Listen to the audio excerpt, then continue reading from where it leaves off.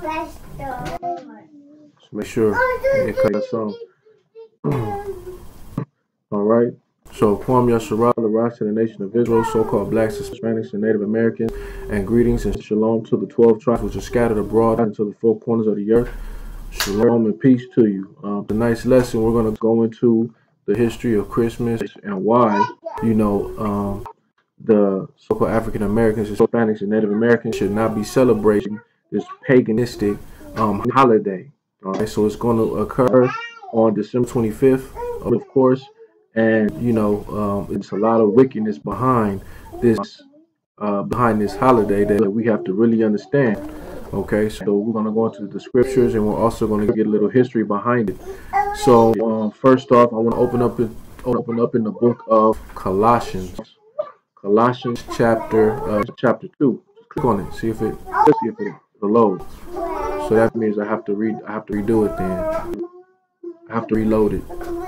So if it's not working on there, then I have to reload it to get it according to the broadcast. All right. So we'll try again in another 5 minutes. All right, to see if it'll open up. So of course again, nonetheless, let's go to the book of Colossians chapter 2 and verse 8. Listen up, you guys. Listen up. So it says, "Be worldly sinning that spoil you through philosophy and vain deceit, after the traditions of men, after the rudiments of the world, and not after Christ." So as you see, Paul is showing us, man, we have to make sure that we beware of any man try to spoil us, right? Meaning to destroy us through their vain philosophies, right? The philosophies meaning that they have a specific love of knowledge, or that they're going to go into, and 9 times out of 10 it's a knowledge, man, that causes a heresy and that causes division. Okay. So now, and then he says, after the traditions of men. So we know that many of the paganistic holidays, right, us being here in America, we know that America holds many pagan, traditions, right, that stem all the way back to ancient Babylon. So remember, Babylon was like basically they were the beginning of wickedness, after the flood. All right, so many of the traditions and the gods that you see today, they come from Babylon. So he says, after the traditions of men, right, the teachings of men, okay, and the customs of which they hold, and after the rudiments of the world, right, meaning the elements of this world, and not after Christ. Okay, so if it's not after Christ, meaning what Christ taught, the law, statutes, and commandments. So if it's not after the law, statutes, and commandments that Christ laid forth and laid down to us, then remember, it is not of the Most High, right? So we're going to prove that Christmas is not of the Lord. It never has been, and it never will be. All right. So let's open up with this. All right. So one of the things, man, that Christians today, right? When I speak about Christians, I'm talking about the African Americans. We know many of the other nations, man, they're going to dabble, and follow whatever customs, they practically want, because remember, they have no part of this covenant that we're in, all right, with the Most High. So pertaining to us, to the blacks, or the so-called African Americans, Hispanics, and Native Americans, remember, we are the chosen children of God, all right. So now we have to understand this, dealing with the elements of Christmas. One of the main things that they say, that they tell us about Christmas, right? Or that they try to show us. Christ was born on December 25th. Presents and gifts are okay. You know what I mean? You can have a Christmas tree in your house. You kiss up under the mistletoe, right? You can put a wreath on your door, a Christmas wreath on your door, which all of those things, man, have paganistic elements behind them that our people really have to understand, right? And even the tradition of Christmas itself, it had nothing to do with the early church fathers, all right? When I say the early church fathers, meaning the first of the apostles, it had nothing to do with them. It has never been a part of the history of the ancient Israelites, right? Unless you begin to study, the Israelites when they were in the exile in Babylon, okay? So it had nothing with the children of Israel then, and it has nothing to do with us now, okay? When we're dealing with Christmas. So let's go to the book of Mark now. Let's go to the book of Mark. Then we're gonna go back to Colossians. Let's go to the book of Mark, chapter 7, and let's see what Christ. Let's see what Christ says about our fathers, man, upholding vain and worthless traditions of men. So Christ even had to deal with this. Christ even had to deal with this element in Israel when he walked the earth, man, and he had to deal with the wickedness of the Pharisees and so on and so forth. So Mark chapter 7, we're going to start at verse. This far from me, so you see what Christ is saying. He's showing you, like, look, this people honor. Yes, Mark chapter 7 and verse 5. Mark chapter 7 and verse start. We started at verse. I'm sorry. Yeah. Let me jump up. My bad. It says, then the Pharisees and the scribes asked him, why walk not thy disciples according to the traditions of the elders, but eat with unwashed hands, right? So of course Christ is going to let them know, man, because they're following tradition.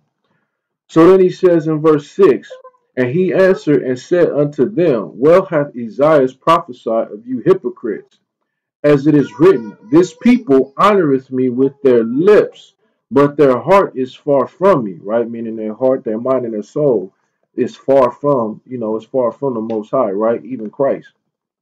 So remember, when you're dealing with ancient Israel, all right, when our people were in sin, it's showing you that they were far away, their hearts were far from the Most High.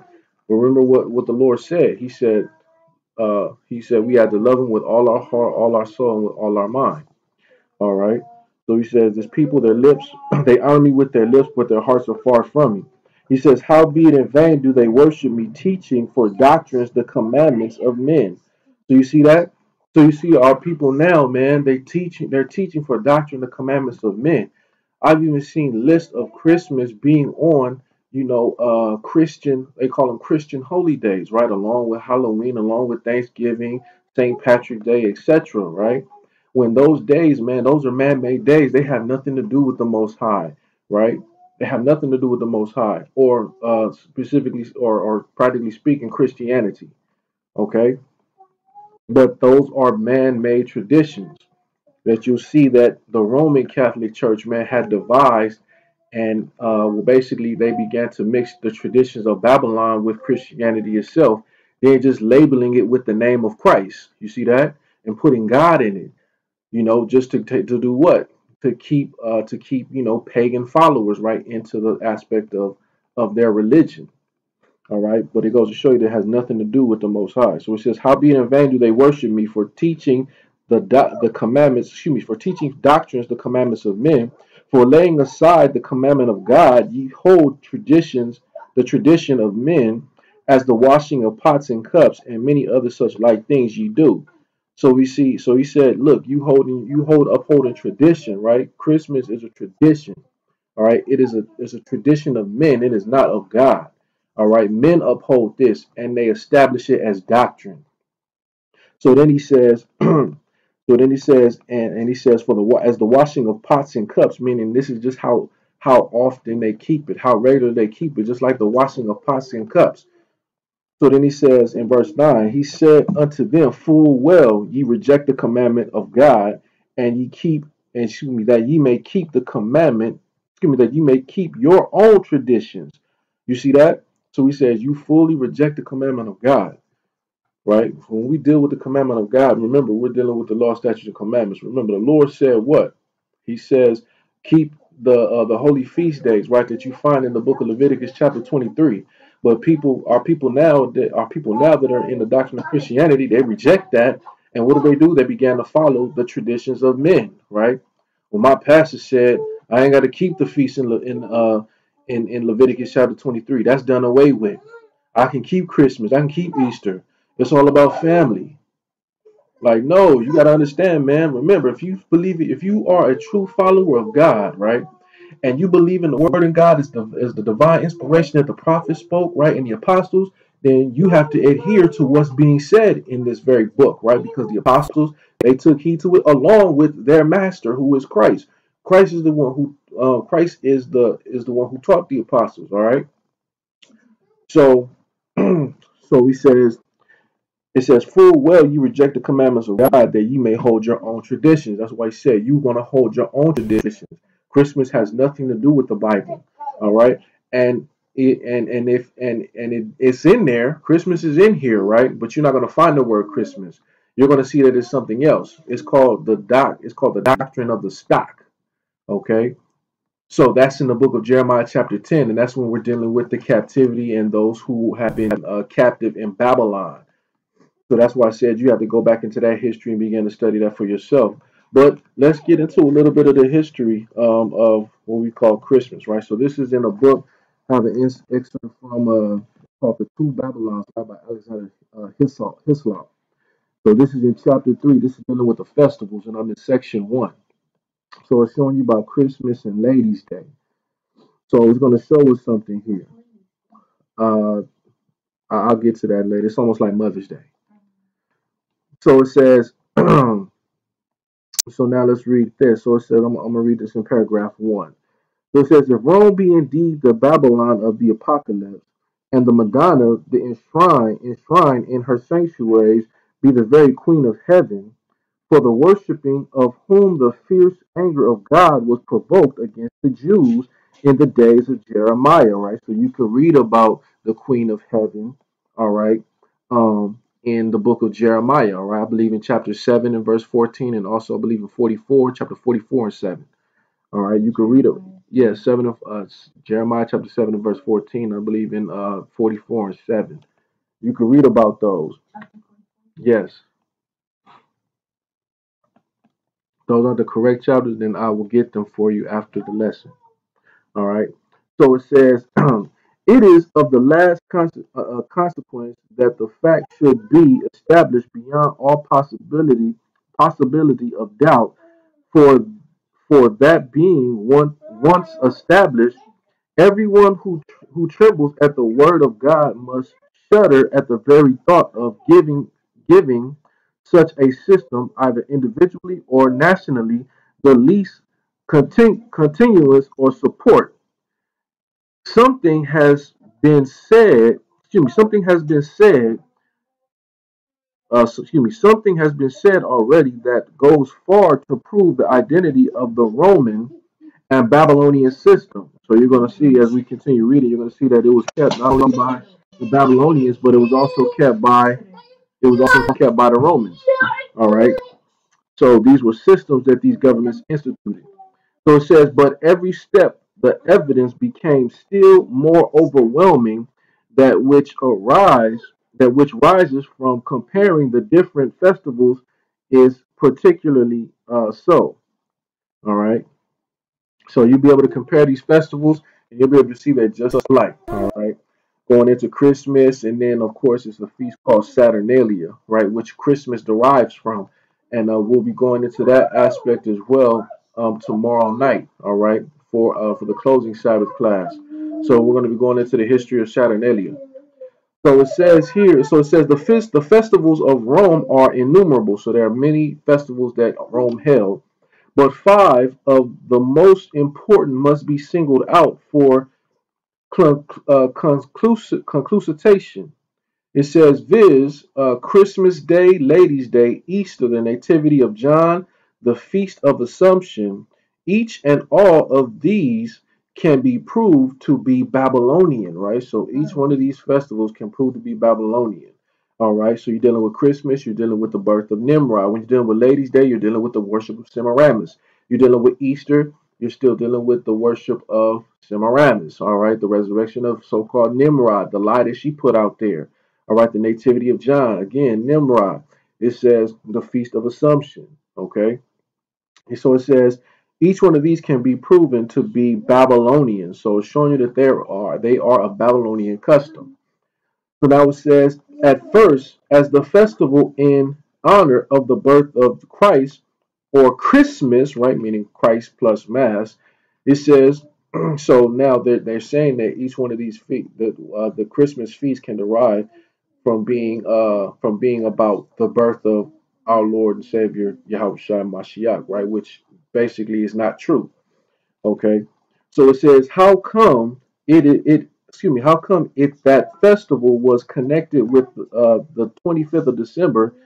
There is no, there is not a word in the scriptures about the precise day of his birth. So remember, there is no precise day that the Bible shows us that Christ was actually born on December 25th. Where did the Roman Catholics get this? How did they come up with this myth or this lie that they put out there, right? So that's what we got to really understand and really got to focus on. You know, where did this come from? All right. So it says, it says, there is not a word in the scriptures about the precise day of his birth or the time of the year when he was born. All right. So the time of the year, they have no record of basically, of Christ, the date of his birth, right? Or as it says, the time of the year when he was born. But the scriptures do show us or give us certain clues that does show us, man, exactly, when the Messiah came onto the scene, all right, and what season he came into.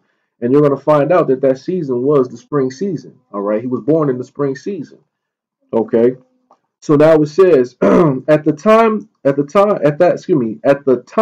the angel announced his birth to the shepherds of Bethlehem, they were feeding their flocks by night in the open field. Now, no doubt the climate of Palestine is not so severe as the climate of this country, but even there, though the heat of the day be considerable, the cold of the night from December to February is very piercing. And it was not the custom of for the shepherd of Judea to watch their flock in the open field later than about the end of October, right? So it's showing you that basically uh, that around this time, right? So before the winter season, the shepherds made sure that their flocks were grazing, right, even at night. So then so like you says, from December right to February, those are like the harshest parts of winter. So of course you see there's nothing up. There's no grass or anything like that up, man. And then of course your animals could freeze to death. So basically, remember they were kept in their stalls or in their barns, right? So let's read on. So it said they kept their flocks out in the field for until the end to about the end of October. So which is true. So now it said December 25th could not be the right time of our Lord's nativity. The celebrate Joseph Mee pronounced as a very decisive opinion to the same effect. After a long and careful disputation on the subject, among other arguments, he adduces the following: at the birth of Christ, every woman and child was to go to be taxed at the city where they belong, whereto they belong. Whether some had long journeys, but the middle of winter was not fitting for such a business, especially for women with child, right? So of course it couldn't have been during the winter. Christ couldn't have been born during the winter because he was talking about how it was they were going to pay their taxes, right? So of course we have a record of that in what? In the book of Luke, chapter 2. Let's go there real quick. Let's go to the book of Luke, chapter 2. Let's get the record of that. That Joseph and Mary went to Bethlehem, right, the city where they were from, to pay their taxes. Okay. So chapter 2, we're going to read verse 1. And it says, and it came to pass in those days that there went out a decree from Caesar Augustus that all the world should be taxed, right? So he says that all of the world should be taxed. Okay, so this is around the time. This is what you call around the time of your tax season. All right. So it says, and this taxing was first made when Cyrenius was governor of Syria, and all went to be taxed, every one into his own city. And Joseph also went up from Galilee out of the city of Nazareth into Judea unto the city of David, which is called Bethlehem, because he was of the house and lineage of David, to be taxed with Mary his espoused wife, being great with child. So you see that Joseph and Mary, you know, they went to pay their taxes. All right. So remember, Caesar had made a decree that all the world should be taxed. So so now it says, so we said, and to be taxed with Mary, his espoused wife, being great with child. So she was great with child. All right. And it says, and so it was that while they were, the days were accomplished that she should be delivered. It says, and she brought forth her firstborn son and wrapped him in a swaddling cloth and laid him in a manger, meaning a crib, because there was no room for them in the inn. And there were in the same country shepherds abiding in the field, keeping watch over the flock by night. So you see that? So it's showing you that this had to be in the spring. So it's showing that the shepherds, they were watching over their flock. So for one, they were paying their taxes. All right. Two, it wouldn't have been fitting for a woman that was great with child to be out in the blistering cold during winter. All right. So and three,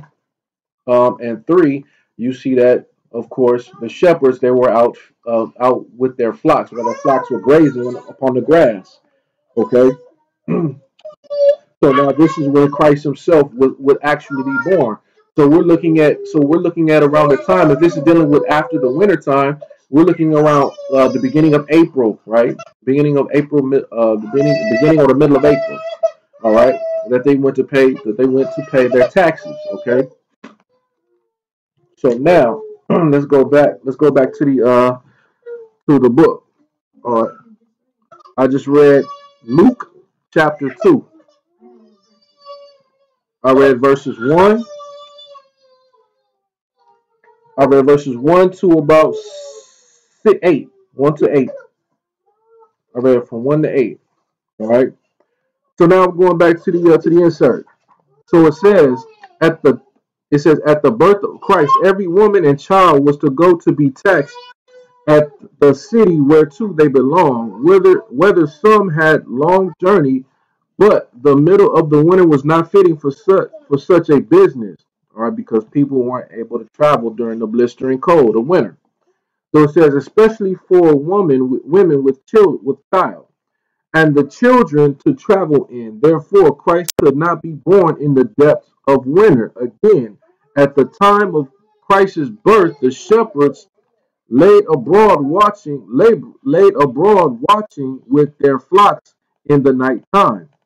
But this was not likely to be in the middle of winter. So, of course, and if any should think the winter wind was not so extreme in these parts, let them remember the word of Christ in the gospel. Pray that your flight be not in the winter. If the winter was so bad in the time to flee in, it seems no fit time for shepherds to lie in the field, to lie in the field in, and women and children to travel in. Indeed, it is admitted by the most learned and candid writers of all parties that the day of our Lord's birth cannot be determined, and that within the Christian church no such festival as Christmas was ever heard of till the 3rd century, and that not till the 4th century was far advanced did it gain much observance. Look at that. So there was no such festival, right, amongst the Christian church, that kept the Christmas, all right, until the 3rd century. So the 3rd century, you're dealing with what? Around maybe like 200, 200 AD, 200, 230. And then around the 4th century, you're dealing with like 300, like 300 AD, right? So that's around the time, man, that the Christian church, that's around the time that Constantine began to, you know, to, I see it, it's not working. So don't worry about it. I have to fix it when the time comes. So that's around the time that the Christian church, what you would say during the time of Constantine, as they began to have the municipal councils, where they began to make these decrees, all right, and bring these paganistic holidays into fruition, right? So now, so let's go back to the scriptures. Let's go back to the scriptures. So let's go back to Colossians. Let's go to Colossians chapter 2, and we'll get verse 16. Colossians chapter 2, verse 16.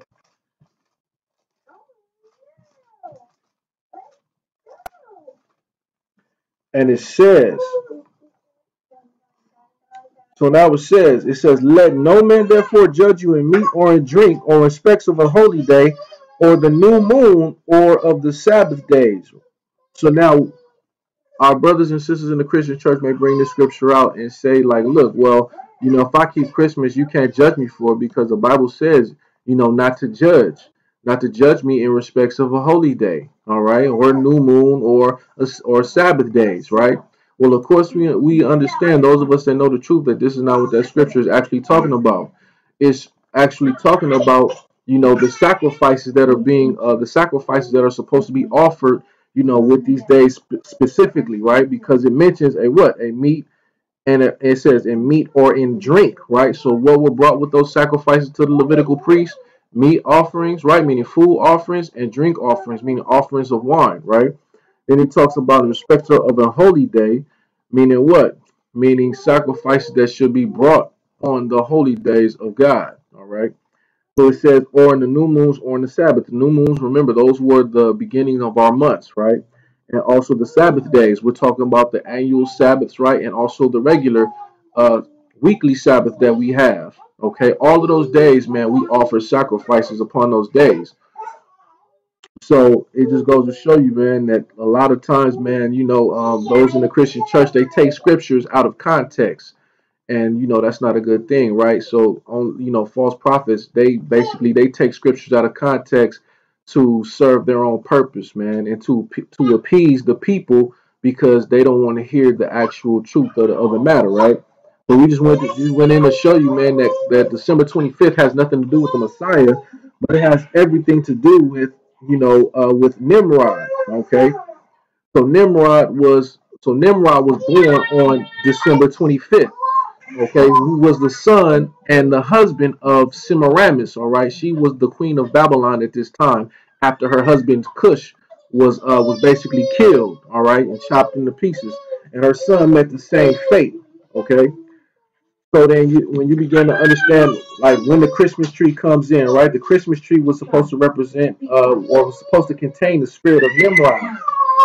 So Semiramis had invented this idea to where she could still maintain her position of power and also keep her son's name in memory, right? Saying that my son resurrected, he's in the spirit of every tree there is, right? So let's go to the book of Jeremiah. Let's go to Jeremiah chapter 10. So this is something that Jeremiah, man, had to warn the children of Israel, the children of Judah that were in Babylon. He had to warn them about this, man, because you know our people, man, can be easily deceived, right? So he got to tell them, man, like, look, this is what you're not supposed to do. So we're going to read in the book of Jeremiah chapter 10, and we're going to get back to some of the insert. So in Jeremiah chapter 10, I'm going to read verse 1. And it says, hear ye the word which the Lord spake unto you, O house of Israel. Thus saith the Lord, learn not the way of the heathen, and be not dismayed at the sign of heaven. For the heathen are dismayed at them. So he says, so he's speaking unto the children of Israel, right? The Israelites who are basically in Babylon at this time. Remember, there were about like three deportations of Israelites into Babylon, right? So those of Jehoiakim, those of Jeconiah, and then those who were under Zedekiah. All right, the three main deportations of the children of Israel, right, or the children of Judah. So he says, so he's telling them, thus said the Lord, learn not the ways of the heathen. So he's letting them know, man, while you're there in captivity, do not learn the ways of the heathen. So remember, how long was the southern kingdom in Babylon itself. They were there for 70 years. They were almost there for 100 years. Okay, so they were there for 70 years. So 70 years, man, they had to basically, make sure, man, that they didn't get themselves caught up in the customs of Babylon, right, and its wickedness. So so now let's read on. So he says, and be not dismayed at the signs of heaven, for the heathen are dismayed at them. So what did the Babylonians do? They worshiped the moon, all right? They had a full moon worship, okay? So that was one of the main reasons why they had a lunar Sabbath, all right, in place, because they worshiped the moon. The Babylonians worshiped the stars, right? They had zodiac worship. So then, so then he says, and it says, "Be not dismayed at the signs of heaven, for the heathen are dismayed at them."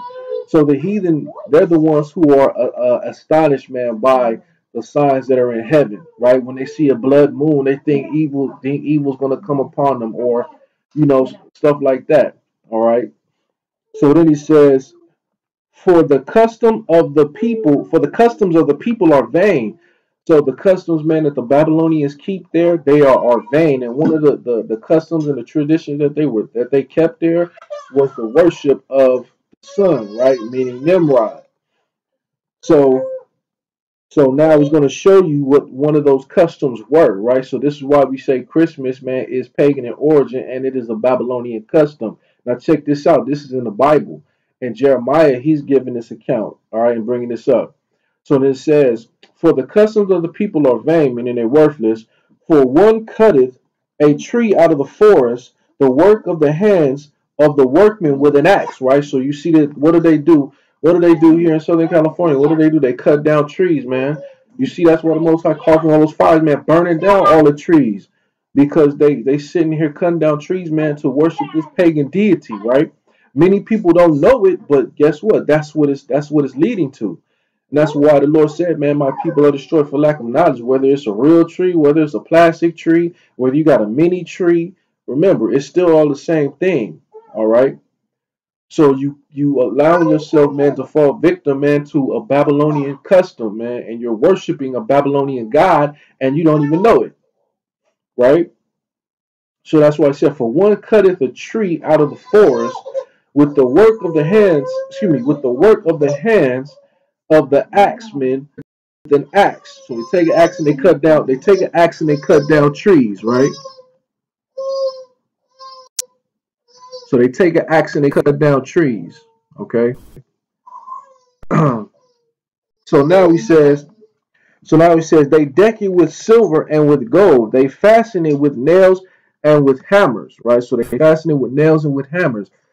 so they fasten it with nails and hammers that it move not.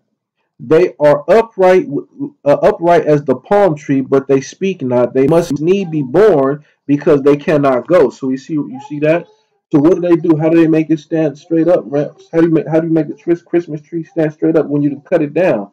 They take those little those stands, right, with the three legs, and that's what they put the tree on, so that it'll stay in place, right?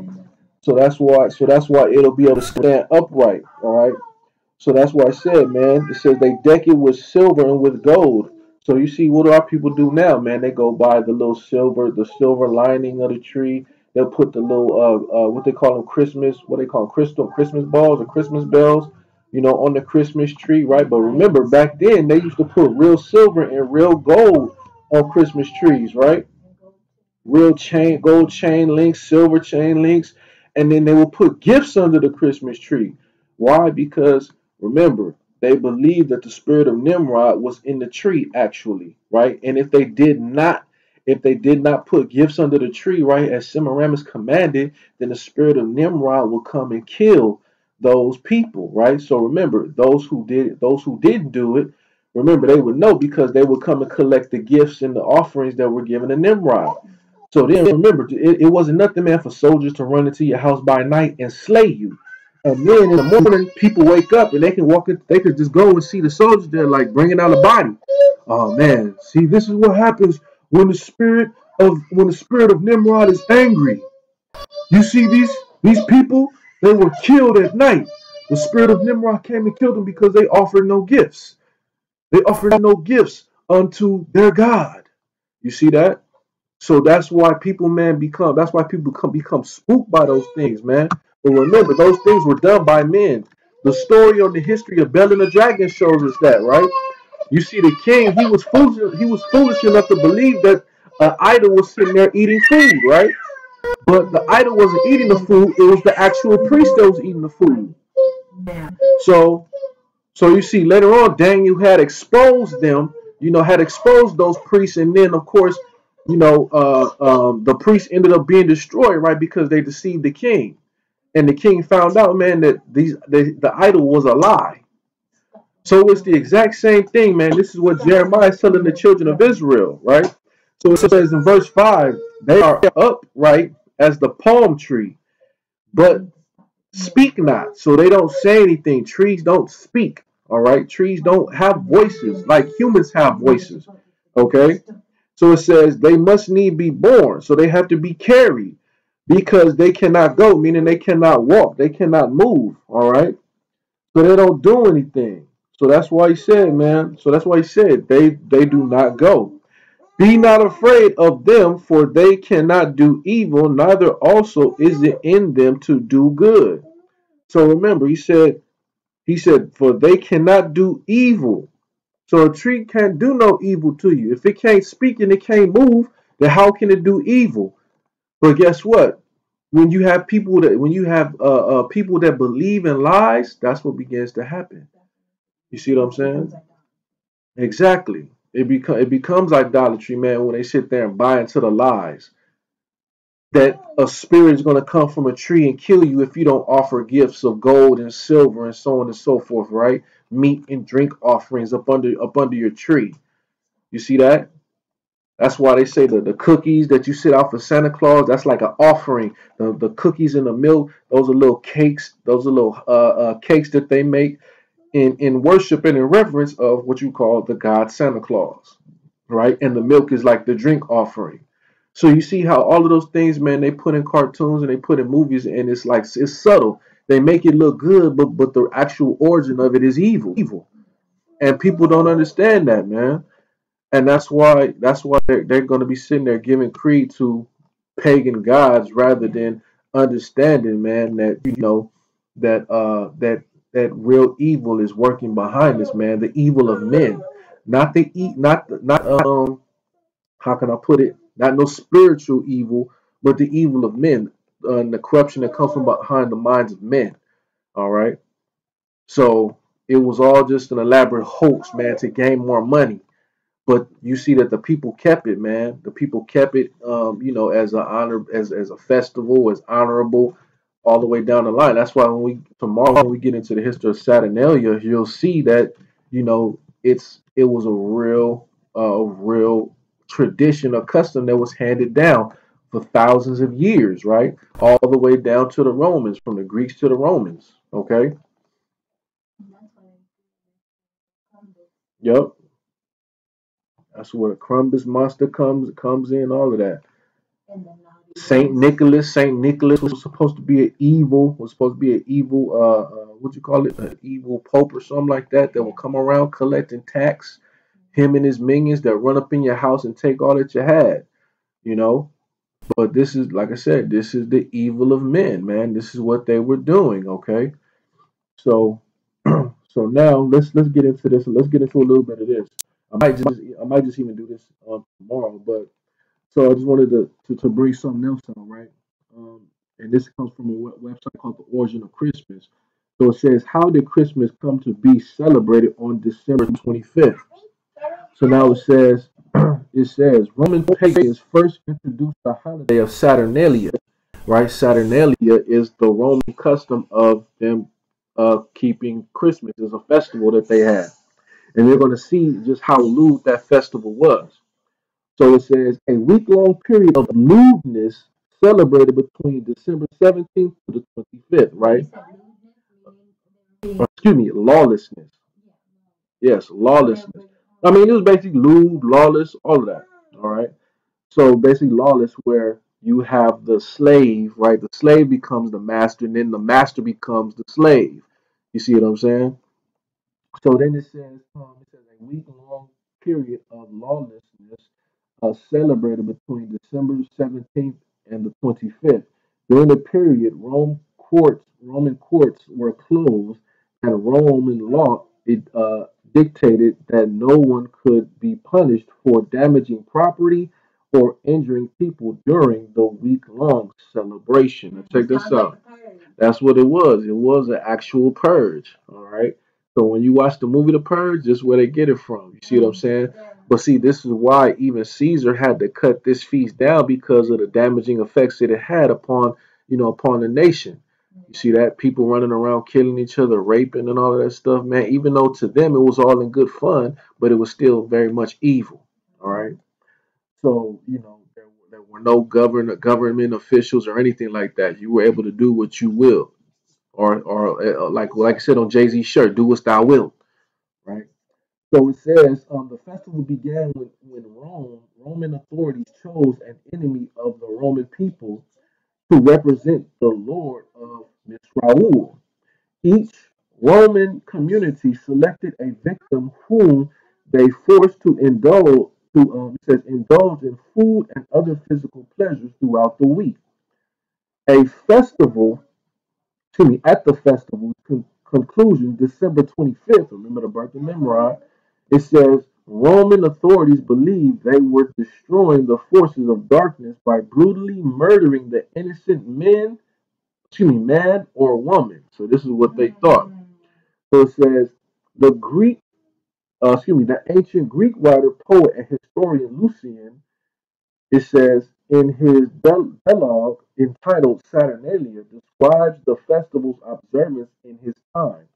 In addition to human sacrifices, he mentioned these customs: widespread intoxication, going from house to house while singing naked, rape, and other sexual licenses. Look at that. So they went about raping. They exactly the Christmas caroling, right? So just imagine somebody knocking at your door, dashing through the snow, hustle and all that crap, man, or jingle bells, butt naked, man, ready to come and rape you and your wife. That's how evil this. That's how evil this Saturnalia was. But they painted it.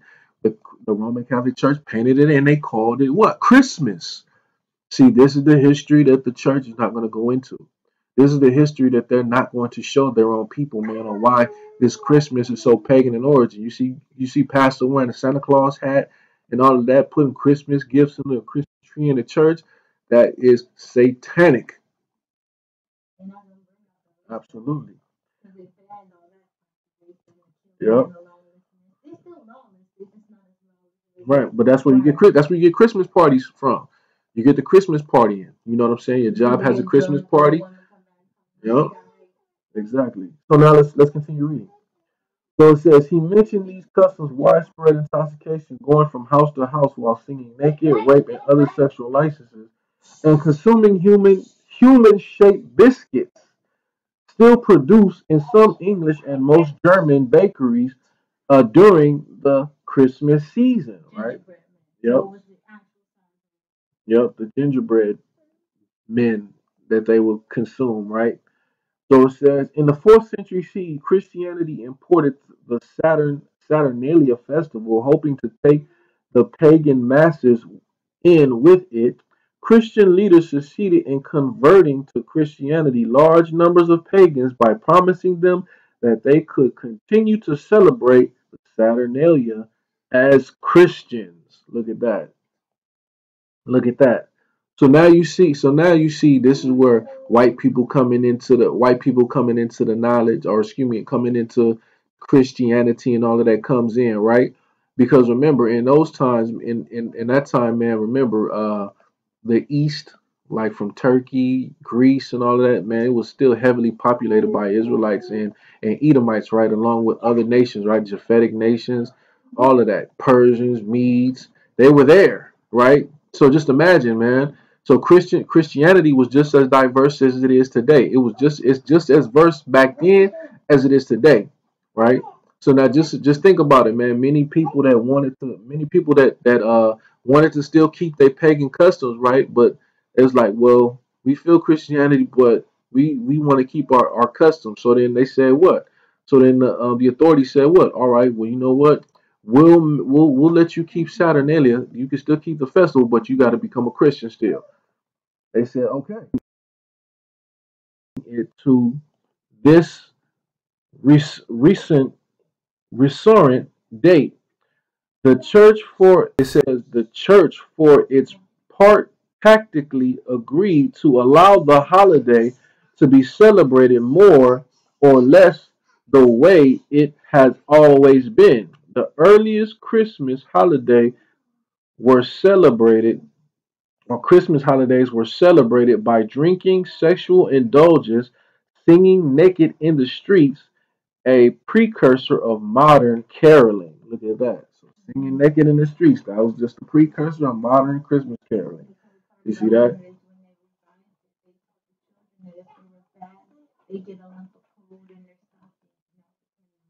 Yep.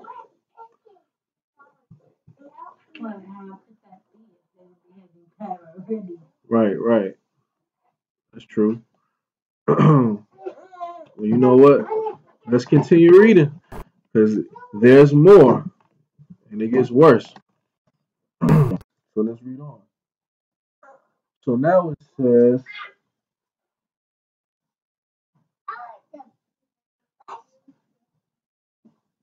okay, it says Reverend, it says Reverend, Revere Increase. It says Mathers of Boston observed in 1687 that the early Christians who first observed the Nativity on December 25th did not so think that Christ was born in this month. So they believe that Christ was not born on December 25th. He says, but because the heathens, Saturnalia, was at the time kept in Rome and they were willing to have those pagan holidays metaphors into Christian ones. Because of its known pagan origin, Christmas was banned by the Puritans and its observance was illegal in Massachusetts between 1659 and 1681. However, Christmas was and still is celebrated by most Christians. So the Puritans, they banned it because they understood the paganistic origin behind it. You see that? So it says some of the most deprived customs of Saturnalia Carnival was intentionally revived by the Catholic Church in 1466 when Pope Paul II, for the amusement of the Roman citizens, forced Jews to race naked through the streets of the city. Look at that. It says they forced Jews to race naked in the streets of the city. So they chose, chose Jews, man, to race naked throughout the streets of the city. An eyewitness account reports before they were to run, the Jews were richly fed, so as they make the race more difficult for them and at the same time more amusing for spectators, right?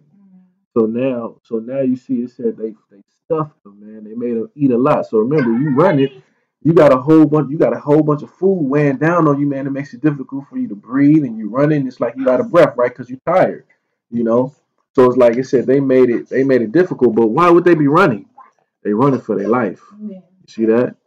They running for their life. All right. So this is how sick, man. This is how sick the Catholic Church was. So it says, so as to make the race more difficult for them, at the same time more amusing for spectators, they ran amid Rome's taunting shrieks and pearls of laughter, while the Holy Father stood upon a richly ornamented balcony and laughed heartedly. Yep, the Pope laughed. He was there, man. He was laughing. So he was laughing and giggling, man. So it says, as a part of Saturnalia's carnival throughout the 18th and 19th century, rabbis of the ghetto in Rome were forced to wear clownish outfits and march throughout the city streets in the jeers of the crowd, palanced by a variety of missiles. When the Jewish community of Rome sent a petition in 1836 to Pope Gregory, it says the 16th, begging him to stop the annual Saturnalia abuse of the Jewish community, he responded, "It is not opportune to make any innovations." On December 25th, 1881, Christian leaders whipped the Polish masses in anti-Semitic frenzy that led to a riot across the country. In Warsaw, 12 Jews were brutally murdered. Huge numbers of men and many Jewish women were raped. 2 million ruble worth of property were destroyed. So, man, they did a lot of damage on this Saturnalia throughout history. So remember before, yeah, exactly. So remember, they said before that it was to do what? They had to select the enemy, right? And then that's who they would go after. You see that? So they made the enemy the Jews. You see that? So we know the Jews they were brothers and sisters. You know what I mean? And whoever converted to the faith. So so it was like, man, it was a heavy it's a heavy dose, man, of just reality. To understand, man, that yes, your people they were pretty much, man, being murdered, being raped on this Saturnalia, which is your Christmas. You know, then if you want to fast forward it, think about slavery, right? Over here in the Americas. Yep. Our people were forced to entertain watch. When we had watch, what was that movie that we saw? No, not 12 Years a Slave. It was another documentary we watched. Oh, Roots. Roots, right? What were they doing? What were they doing? Yeah, they was entertaining, man. You know, our people out in the brick cold snow, you know, all of that stuff, man. So we see, man, that we endure harsh conditions, man. They allowed us, they may have allowed us to travel and go to different, slave quarters, man, to, maybe the fellowship for a little bit, but that was about it, But other than that, man, shoot, we were still enslaved during Christmas. We were still getting lynched, hung, burned. You know what I'm saying? Women getting raped, men getting raped, and all of that still on what you would call Christmas, you know. But I mean, that's just how it is. You see that? That's just really how it is, man. So of course, man, just wanted to bring that out and just go to show this, some of the history pertaining to and dealing with December 25th, showing how Christmas is nothing that it's not a holiday that so-called Christians should be keeping. All right. So Christmas, there's a lot of evil. There's an evil origin behind it. Remember, it's a Babylonian custom. That was handed down from uh man for over thousands of years. All right, all the way to the Romans. It went from the Greeks to the Romans. All the way here to America. All right. So you see, man, it ain't no new thing under the sun, as the Bible shows us. So that's why we gotta really, really be on our P's and Q's, man, when it comes down to understanding history, understanding the history, man, of our fathers and of our nation. All right. So with that, we'll close out. Are there any questions? If there are no questions. Any questions online? If not, then please feel free to email me. You also can go to our website, www.sonsofisaac144.org. You can send me on an email there. You can also send an email to me. All you got to do is look in our description box, and of course, my email is there. Definitely like, subscribe, and share. And with that, tomorrow we're gonna have our closing Sabbath class at 5 o'clock. So we're going to some more history on the Saturnalia feast, so that we can understand you know exactly why Christmas is definitely the Saturnalia feast that we just partially read about here, in the origin of Christmas itself. All right. So there was more to it. We'll read about the rest of it tomorrow, dealing with the Christmas tree, the mistletoe, the presents and the gifts, and also good old Saint Nicholas. All right, the good old Saint Nick, man, the fat white or fat red Edomite coming down your chimney, right, to give you gifts so you can take your cookies and your milk. you know. So, but we understand this Saint Nick. We ain't talking about we ain't talking about the man in the red suit. We talking about the man with blood on his hands. You understand? We talking about the man with blood on his hands that come and take your children. So with that, I say shalom to the 12 tribes of the nation of Israel, so-called Black Hispanics, and to our brothers and sisters, man, that are scattered throughout the four corners of the earth. Um, we'll see you tomorrow. Shalom.